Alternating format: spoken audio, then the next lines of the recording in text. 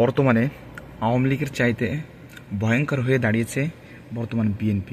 ভিডিওটা এই বিএনপির হাত থেকে জাতিকে হেফাজতের জন্য আল্লাহ যেন শেখ হাসিনাকে আবার এই জাতির জন্য দেয়, কারণ হযরত আলী আলাইহিস সালাম বলেছেন যে জাতি যেই রকম তার জন্য লিডার ওরকমই দরকার। এই বিএনপি যদি ক্ষমতায় আসে, দেখেন বাংলাদেশে এমন একটা রাষ্ট্রনায়ক বর্তমানে রয়েছে যার ক্ষমতায় থাকার জন্য মানুষ আন্দোলন করতেছে।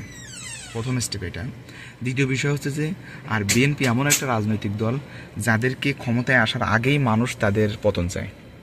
বাংলাদেশের হাজার হাজার লক্ষ লক্ষ মানুষ এখন বিএনপির প্রতি অতিষ্ঠ, অধৈর্য হয়ে গেছে বিএনপির প্রতি। যে দেখেন এখন ডক্টর ইউনূসকে রাখার জন্য একদল আন্দোলন করতেছে, আবার একদল দেখা যাচ্ছে ডক্টর ইউনূসকে নামানোর জন্য আন্দোলন করতেছে।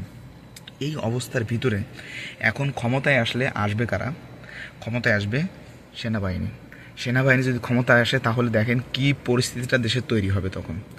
তখন এই ক্ষমতা আবার পুনরায় আরেকজনের হাতে নিয়ে নির্বাচন দেওয়া করা, এগুলো খুবই দুঃখজনক বিষয় হয়ে দাঁড়াবে বাংলাদেশের জন্য।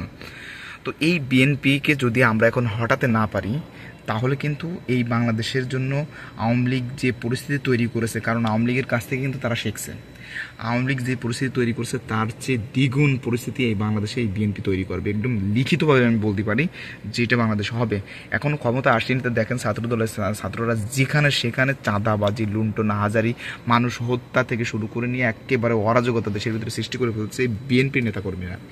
তো সেই জায়গা থেকে আমি বলতে পারি যে এখনই পদক্ষেপ এই জনগণের সিদ্ধান্ত নেবে যে এই বিএনপিকে তারা আওয়ামী লীগের মতো ডাস্টবিনে ফেলবে নাকি এই বিএনপিকে আবার সদর আমন্ত্রণ জানাবে।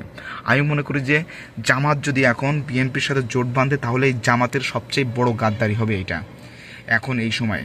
তো এই জন্য যদি সমস্ত ইসলামিক দলগুলো যদি একটা ব্যালট পেপার তৈরি করে যদি রাজনৈতিক দল গঠন করে তাহলে আমি মনে করি যে এর ভিতরে আমাদের জন্য একটা ভালো কিছু হবে।